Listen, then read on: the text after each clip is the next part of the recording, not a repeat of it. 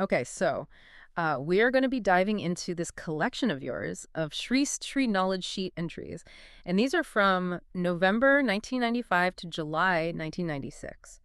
Um, Right. it's fascinating stuff, I have to say. We've got skepticism, we've got desire, we've got joy, karma, service. It's all here. And I guess our mission in this deep dive is to really kind of pull out the golden nuggets of wisdom from these teachings. And then, what I love is that we start to kind of see how they connect because, there are always these surprising links waiting to be discovered. And speaking of skepticism, have you ever noticed how it seems to pop up like a weed, especially when you're exploring spiritual concepts? I don't know about you, but Yeah, it's definitely a common reaction, I think. yeah. It is. And Gurudev actually addresses this head on in the November 1st, 1995 entry. And he kind of suggests that true, hardcore skepticism might actually be rarer than we think. Right. Instead, he describes it as this thin layer that's often masking deeper feelings of faith and love. What are your thoughts on that? Oh, I think it's an intriguing idea. It reminds us that people rarely approach things with like pure objectivity. This thin layer of skepticism that you're talking about.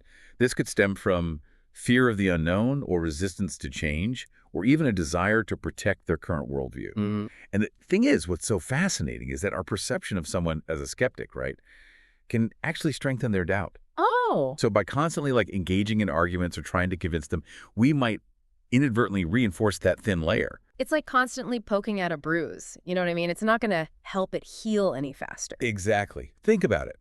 Major scientific breakthroughs were often met with resistance initially because they challenged the prevailing paradigms.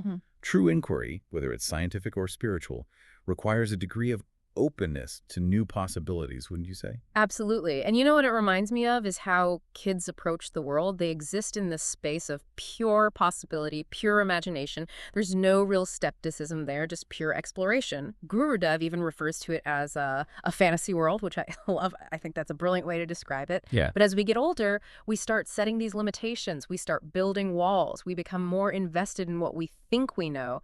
And that can lead to a hardening of that thin layer of skepticism. Yeah, and that hardening can actually prevent us from accessing the very wisdom that could be transformative. It's so true. Which kind of brings us to another fascinating concept from the December 21st, 1995 entry, which is the washing machine analogy. And I don't know about you, but I love this I one. love a good analogy. And this one, I have to say, this one really, really made these concepts click for me. It's a powerful one. It is. So, for those who are listening, Gurudev compares the body to a washing machine. The mind is our clothes, and knowledge is our detergent. Now, how would you unpack that in the context of, say, like those repetitive negative patterns that we sometimes get stuck in? Well, I think it's all about understanding that cyclical nature of our experiences, right? So we wash our clothes to get them clean, but what happens if, like, we keep using dirt instead of detergent? We just end up with dirtier clothes. Exactly. And possibly a broken washing machine. And this is where our agency comes in. Just as we choose what to clean our clothes with, we have a choice in what we feed our minds. Yeah. The detergent of knowledge and self-reflection, or the dirt of negativity and limiting beliefs. Okay, wow. See, that's what I'm talking about. That makes so much sense. If I'm constantly focusing on what's wrong, replaying negative thoughts, it's like I'm just stirring up the dirt. Precisely. And that perpetuates the cycle. So by choosing knowledge, and in this context, we could say that means self-awareness, spiritual practices, positive affirmations, we cleanse and purify, right? Right. We start moving towards a state of greater clarity and peace. And it makes you think about the constant influx of information that we're bombarded with these days. Like, are we consciously choosing the things that will lead to growth, or are we just piling on more dirt? That's the question we should all be asking ourselves. Now, this next one had me scratching my head for a minute, I have to admit. If the divine is all abundant, as the teachings suggest, then why do we experience lack? It's something I've definitely wrestled with. Have you? What are your thoughts on that? Oh, it's a question many of us grapple with. And in the February 8th, 1996 entry, Gurudev offers a perspective that might surprise you. He suggests that the more indebted we feel, the more abundance we actually have. Wait, really? How does feeling indebted equate to abundance? It's a matter of perspective.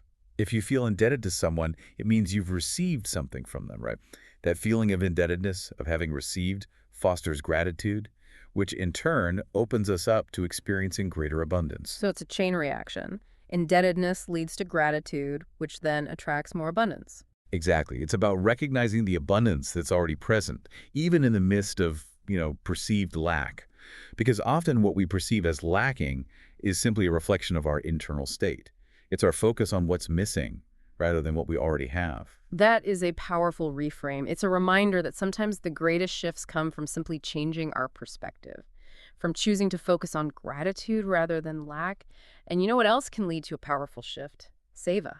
It's something that comes up quite a bit in these teachings. Yeah, seva, selfless service. It's a cornerstone of many spiritual traditions. And the June 13th, 1996 entry highlights it as a path to overcoming personal misery and deepening meditation. For those who may not be familiar, could you elaborate a bit on the concept of seva and its significance? Sure, so seva is about shifting our focus, right? From like, what about me, to what can I contribute? It's about recognizing the interconnectedness of all beings and acting from a place of compassion, from generosity.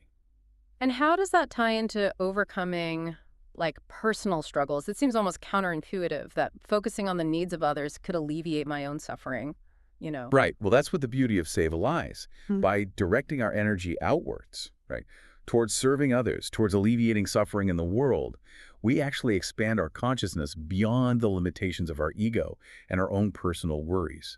It's like that saying, the best way to find yourself is to lose yourself in the service of others. So we're essentially clearing out some of that internal clutter by directing our energy towards something larger than ourselves. Exactly. And in that clearing, we create space for greater peace, for deeper insights, and for a more profound connection to something greater than ourselves. It's amazing how these concepts weave together, isn't it? Skepticism, the cyclical nature of our experiences, the abundance we often overlook, and the transformative power of seva. They all kind of point toward this deeper understanding of ourselves and our place in the world. But we've covered a lot of ground already, and I want to give you a moment to digest. We'll be back in a bit to dive into more of these fascinating teachings. Okay, so picking up where we left off, I'm really struck by how interconnected these teachings are. It's like each one kind of builds upon the last, creating this intricate tapestry of wisdom. It's true, and that interconnectedness becomes even more clear when we start exploring this concept of the three fundamental forces at play in the universe. Right. And the November 23rd, 1995 entry, it actually asks this very pointed question. Who are you? Yeah. Brahma, Vishnu, Mahesh, or Guru? And for those listening who might not be as familiar with these terms from the Vedic tradition, let's maybe break it down a little. So we're talking about the Brahma Shakti, right? The force of creation. Right. The Vishnu Shakti, the force of preservation. Yes. And Shiva Shakti, the force of transformation or destruction. Exactly. And the entry suggests that we each have a dominant Shakti, this force that kind of influences our personality, how we navigate the world. So someone with a strong Brahma Shakti, they might be like a creative powerhouse, always bursting with new ideas. Yes. While someone with a strong Vishnu Shakti, they might be like a master organizer, creating structure and stability wherever they go. Yep. And then, of course, there are those with the dominant Shiva Shakti, the disruptors, right? The ones who challenge the status quo and pave the way for something new. That's right. It's like we each have this unique role to play in this cosmic dance. Yeah. But what I found really intriguing was this concept of the Guru Shakti, where all three of these forces are said to have blossomed fully.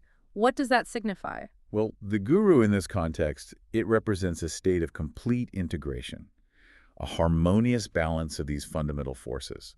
It's not about one being superior to the others, but rather recognizing and embracing the interplay of all three within ourselves. So how do we move from having, a dominant Shakti to embodying this Guru Shakti, this state of balance? It's a journey. It's a journey of self-discovery. It's about becoming aware of our own tendencies, our strengths and weaknesses, and really it's about embracing the flow of life, the creation, the preservation, the transformation, but with awareness. Yeah. And grace. And speaking of navigating life's challenges, there's another analogy that I really resonated with. And the December 14th, 1995 entry, it talks about overcoming events. And it uses this image of riding a motorbike on a busy motorway. Okay. Have you ever been stuck behind like a slow-moving vehicle? Oh, yeah. With those exhaust fumes, filling the air? Definitely. It's not a fun experience. But Guru Dev uses this as this metaphor for how we deal with life's obstacles. Right. Like we can complain and we can struggle, we can slow down, kind of wait it out, or we can use our skills to overtake and move forward. Right. And of course, he suggests that third option, using our skill to kind of overcome the challenge, is the most effective. But what really stood out to me was this connection he makes to sadhana, to spiritual practice. Okay. He says conditioning the vehicle is sadhana. So it's Hmm. like our spiritual practices, meditation, yoga, breath work, seva. These are all tools to strengthen our inner vehicle, Right. making us more resilient, more capable of navigating those inevitable roadblocks. Exactly. It's not about like avoiding challenges altogether, but rather equipping ourselves to meet them head on, you know. Yeah. And the skill that we're talking about here, it's really that grace of the guru, that guidance, that wisdom that we receive from those who have walked the path before us. It makes me think about how we approach, like, personal goals. And the July 11th, 1996 entry kind of touches upon this. It suggests setting, like, time-bound goals to direct our life force. Okay? But it requires this certain level of imagination, wouldn't you say? Like, Yeah. we need to be able to envision those goals, to see them as attainable. Absolutely. Imagination is key. Mm. But as Gurudev points out, many of us get stuck in what he calls a limited imagination. Right. That's what leads to the frustration, to the stagnation. We create these self-imposed boundaries, and then we wonder why we're not making any progress. So how do we break free from those limitations? How do we cultivate a more expansive imagination, one that empowers us to reach our full potential? That's where surrender comes in. And not surrender as in giving up, but surrendering to a higher power, to a higher intelligence. It's about saying, okay, universe, I trust you. I'm willing to let go of my need to control everything and just step into the flow of life. And through that surrender, we open ourselves up to possibilities that might be beyond our limited understanding. But what about personal responsibility? Doesn't surrender kind of contradict the idea of taking responsibility for our own lives? It seems paradoxical, I know, but in that same entry, Gurudev offers this beautiful perspective. He says, surrender is saying, let thy will be done, and thy will for you is to take responsibility for the whole world. Wow. Right. That's profound. So it's not one or the other. It's this beautiful dance between surrender and responsibility where each one actually complements and strengthens the other. Precisely. The more we surrender, the more responsive we become to the needs of the world around us. And the more we take responsibility for our actions and our impact, the deeper our surrender becomes. It's like we're stepping into this expansive space where the individual and the universal, the human and the divine, it all just merges together. And in that merging, we find our true purpose, our true power, and ultimately our true joy. Speaking of joy, there's this teaching from the March 6th, 1996 entry that I wanted to touch on because it explores this relationship between desire and joy. Right. Have you ever noticed how desire, it often seems to pull us away from the present moment? It's like it places happiness just out of reach, always in the future. It's that classic trap of like, I'll be happy when. Yeah, exactly. Yeah, we chase after our desires, thinking that, oh, when they're fulfilled, then I'll finally have lasting joy. But you see, the very nature of desire is to keep us longing, always seeking for something more. So how do we break free from that cycle? How do we access that joy that Gurudev says is always present, always available in the here and now? By cultivating awareness, by recognizing that fleeting nature of desire, and by choosing to embrace the present moment. Gurudev, he reminds us that when we're truly joyful, we don't actually seek perfection. Joy is the realization that everything is already perfect, just as it is. That's beautiful. It's easy to, embrace the present moment when things are going well. But how do we find joy amidst difficulties when life throws us these curveballs? By remembering that true joy, it isn't actually dependent on external circumstances. It's an inner state. It's a quality of being that we can tap into regardless of what's happening around us. It's about cultivating that inner strength, that resilience that allows us to kind of weather the storms without losing our sense of peace and joy. This has been quite a journey so far. It has. Exploring these powerful concepts of cosmic forces, surrender, responsibility, the nature of true joy. But I have a feeling there's much more to uncover. Let's take a short break and come back for our final segment. Oh. One of the things that strikes me about these knowledge sheets is how they offer these really profound insights, but in these digestible snippets. Yes. They are. They're like these seeds of wisdom just waiting to be planted and nurtured. They really are. And speaking of seeds of wisdom, there's one from the February 29th, 1996 entry that I wanted to revisit with you if we have time. Yeah. Let's do it. Because it centers around this concept of respect. Oh, interesting. What stood out to you about that particular teaching? Well, Gurudev talks about how we often base our respect for others on their qualities. Right. like their honesty or their wisdom, their Hmm. achievements. But then he poses this question: what happens when those qualities change? Mm, Or when someone makes a mistake, does our respect diminish? that's a good question to ask ourselves. Are we only respecting people conditionally, based on how they measure up to our expectations? Exactly. And that's the kind of respect that's inherently fragile, you know, vulnerable to the inevitable ups and downs of life. So how do we cultivate a more stable form of respect, a more kind of unwavering respect? Gurudev, he points us towards a deeper understanding. Mm. He suggests that true respect, it stems from recognizing the inherent dignity of every human being, Mm. regardless of their actions or their circumstances. It's about seeing beyond the surface, beyond the masks that we all wear, and Yes, recognizing that spark of divinity within each and every one of us. precisely. He goes on to say, and I love this quote, he says, "I respect everyone totally, so I can never lose respect for anybody, however they may be." Wow, that's a powerful statement, and a reminder that true respect, it really starts from within, doesn't it? It does. It's about honoring our own worth, our own inherent value, and that's something that no one can take away from us. Exactly. It's Huh. so free. It is freeing. It's like our sense of self-respect, it doesn't have to hinge on external validation. It doesn't have to hinge on other people's opinions or judgments. It's something we cultivate within ourselves.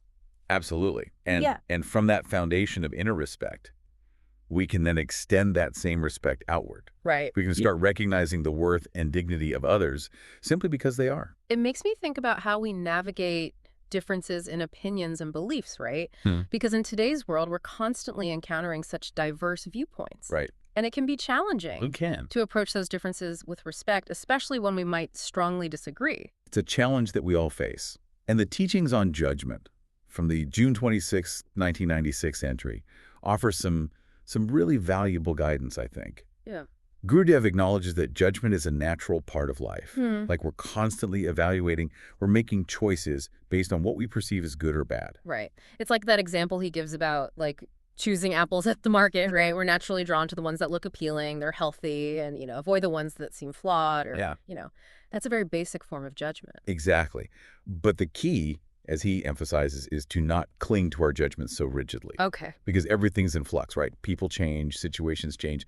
So our perceptions, they need to be flexible as well. It's about holding our judgments lightly with openness and a willingness to maybe adjust our perspective as needed.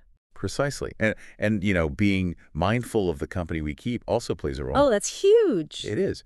Gurudev talks about how our associations, they can either uplift us or they can drag us down. He uses this very powerful phrase. He says, "Our company can create hell for you in heaven or heaven for you in hell." I love that. It's so true. It's like surrounding ourselves with people who inspire us, who support our growth, who reflect the qualities we want to cultivate within ourselves. That is crucial. Absolutely.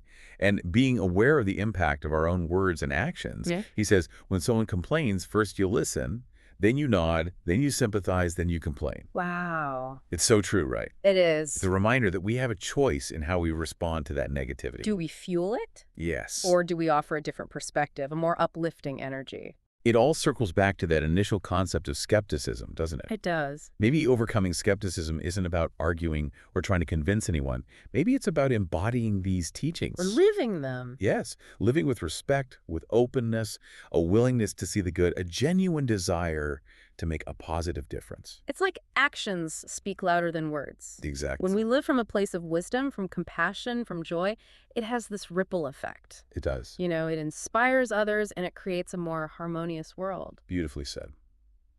This has been an incredible deep dive. We've explored skepticism, karma, abundance, seva, respect, judgment, the list goes on. And through it all, we've uncovered these real gems of wisdom, these insights that can help us navigate life's complexities, but with more clarity, with more purpose, and ultimately with more joy. And for those of you listening, I hope this has sparked your own curiosity, your own desire to maybe dive a little deeper into these teachings. Because the journey of self-discovery, of unlocking the wisdom within, is a lifelong adventure. So keep seeking, keep questioning, keep practicing, and most importantly, keep sharing that light of knowledge with the world. Until next time.